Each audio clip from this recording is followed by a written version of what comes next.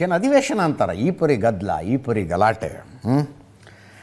4 ಅಂಶಗಳನ್ನು ಪ್ರಸ್ತಾಪಿಸಿದ್ದಾರೆ ಯಾಕೆ ಸ್ಪೀಕರ್ ವಿರುದ್ಧ ಅವಿಶ್ವಾಸ ನಿರ್ಣಯ ಅನ್ನೋದಕ್ಕೆ.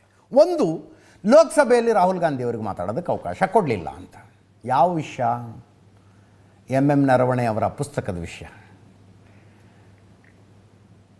4 Stars of Destiny. ಆ ಪುಸ್ತಕದ ವಿಷಯ ಪ್ರಸ್ತಾಪ ಮಾಡೋದಕ್ಕೆ ಶುರು ಮಾಡಿದ್ರು ರಾಹುಲ್ ಗಾಂಧಿ ಅವರು. ಕೈಲೊಂದು ಕಾಪಿ ಹಿಡ್ಕೊಂಬಂದಿದ್ರು. ಓಂ ಬಿರ್ಲಾ ಅವ್ರು ಕೇಳಿದ್ದು, ಎಲ್ಲಿದೆ ಬುಕ್ಕು ಅಂತ, ಪ್ರಕಟಣೆಯಾಗಿದೆಯಾ? ನಿಮ್ಗೆ ಆಮೇಲೆ ಹೇಳ್ತೀನಿ ಡೀಟೇಲಾಗಿ.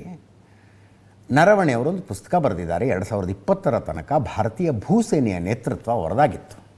ಒಂದು ಪುಸ್ತಕ ಬರೆದಿದ್ದಾರೆ ಅವರು. ಆ ಪುಸ್ತಕದಲ್ಲಿನ ಕೆಲವು ಅಂಶಗಳು ಕೇಂದ್ರ ಸರ್ಕಾರಕ್ಕೆ ಮುಜುಗರ ತರುವಂತೆ ಇದೆ ಅಂತ ಚರ್ಚೆ ಆಗ್ತಾ ಇದೆ. ಬುಕ್ ಸ್ಟಾಲ್ಸ್ನಲ್ಲಿಲ್ಲ, ಪ್ರಿಂಟಾಗಿ ಮಾರ್ಕೆಟಿಗೆ ಬಂದಿಲ್ಲ. ಪೆಂಗ್ವಿನ್ ಪಬ್ಲಿಕೇಶನ್ ಅವರು ಸ್ಪಷ್ಟಪಡಿಸ್ತಾ ಇದ್ದಾರೆ ಅದನ್ನು, ಪಬ್ಲಿಷ್ ಆಗಿ ಬಂದಿಲ್ಲ ಅಂತ. ಆದರೆ ಆ ಬುಕ್ಕಿನ ಒಂದು ಚಾಪ್ಟರು ಅಂತ ಹೇಳಿ ಕ್ಯಾರವಾನ್ ಮ್ಯಾಗ್ಝಿನ್ ಅವರು ಒಂದು ಪ್ರಿಂಟ್ ಮಾಡಿದ್ರು, ಒಂದು ಆರ್ಟಿಕಲ್ ಪ್ರಿಂಟ್ ಮಾಡಿದ್ರು. ಅದರಲ್ಲಿ 2020 ಭಾರತ ಚೀನಾ ತಿಕ್ಕಾಟ ಏನು ನಡೀತಲ್ಲ, ಗಲ್ವಾನ್ ಗಲಾಟೆ ಎಲ್ಲ, ಆ ಗಲಾಟೆಯಾದ 1 ತಿಂಗಳ ನಂತರ ಚೀನಾದ ಯುದ್ಧ ಟ್ಯಾಂಕರ್ಗಳು ಬಾರ್ಡರ್ ತುಂಬ ಹತ್ತಿರ ಬಂದುಬಿಟ್ಟಿದ್ವು ಅಂತೆ, ಮಧ್ಯರಾತ್ರಿ. ಆ್ಯಸ್ ಅ ಆರ್ಮಿ ಚೀಫ್ ಅವ್ರೇನು ಮಾಡಬೇಕು? ಗೌರ್ಮೆಂಟಿನ ಸಜೆಷನ್ ಕೇಳಬೇಕು. ಗೌರ್ಮೆಂಟ್ ಸಜೆಷನ್ ಕೇಳಿದ್ದಾರೆ ಅವರು. ರಕ್ಷಣಾ ಸಚಿವರನ್ನು ಮಾತಾಡಿಸಿದ್ರಂತೆ, ಕೇಳಿದ್ರಂತೆ ರಾಜನಾಥ್ ಸಿಂಗ್ ಅವ್ರನ್ನ, ಏನು ಮಾಡಬೇಕು, ಅವ್ರ ಟ್ಯಾಂಕರ್ಗಳು ಹತ್ತಿರ ಬರ್ತಿದ್ದಾವೆ ಅಂತ. ರಾಜನಾಥ್ ಸಿಂಗ್ ಅವರು ಜೋ ಆಪ್ ಠೀಕ್ ಸಮಜೋ ಓ ಕೀಜಿ ಅಂದ್ರಂತೆ, ನಿಮಗೇನು ಸರಿ ಅನಿಸುತ್ತೋ ಅದನ್ನು ಮಾಡಿ ಅಂತ. ನರವಣೆ ಅವರು ಬರೆದಿದ್ದಾರಂತ ಆ ಪುಸ್ತಕದಲ್ಲಿ. ಅಂದರೆ ಹೆಚ್ಚು ಕಡಿಮೆ ಯುದ್ಧನೇ ಶುರುವಾಗುವಂಥ ಸಿಚುವೇಷನ್ನಿನಲ್ಲಿ ನಿರ್ಣಯ ತೆಗೆದುಕೊಳ್ಳುವ ಅಷ್ಟು ಜವಾಬ್ದಾರಿ ನನ್ನ ಮೇಲೆ ಹಾಕಿಬಿಟ್ರು ಇವರು ಅಂತ. ನಿರ್ಣಯ ತೆಗೆದುಕೊಳ್ಳುವ ಅಷ್ಟು ಜವಾಬ್ದಾರಿ ನನ್ನ ಮೇಲೆ ಹಾಕಿಬಿಟ್ರು.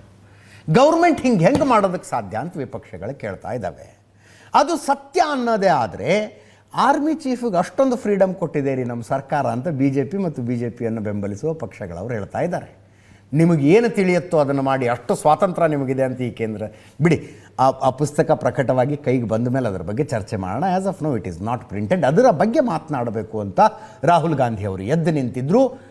ಇದರ ಸೋರ್ಸ್ ಹೇಳಿ ಅಂತ ಓಂ ಬಿರ್ಲಾ ಅವರು ಕೇಳಿದ್ರು, ಎಲ್ಲಿದ್ದು ಅಂತ. ರಾಹುಲ್ ಗಾಂಧಿ ಅವರಿಗೆ ಆದರೂ ಮಾತನಾಡುವುದಕ್ಕೆ ಅವಕಾಶ ಕೊಡಬೇಕಾಗಿತ್ತು ಅನ್ನುವುದು ಅವರ ವಾದ. ವಿಪಕ್ಷ ನಾಯಕರಿಗೆ ಮಾತನಾಡುವುದಕ್ಕೆ ಅವಕಾಶ ಕೊಡದೆ ಪಕ್ಷಪಾತದ ಧೋರಣೆಯನ್ನು ಸ್ಪೀಕರ್ ಅವರು ಅನುಸರಿಸಿದ್ದಾರೆ. Number 1 reason.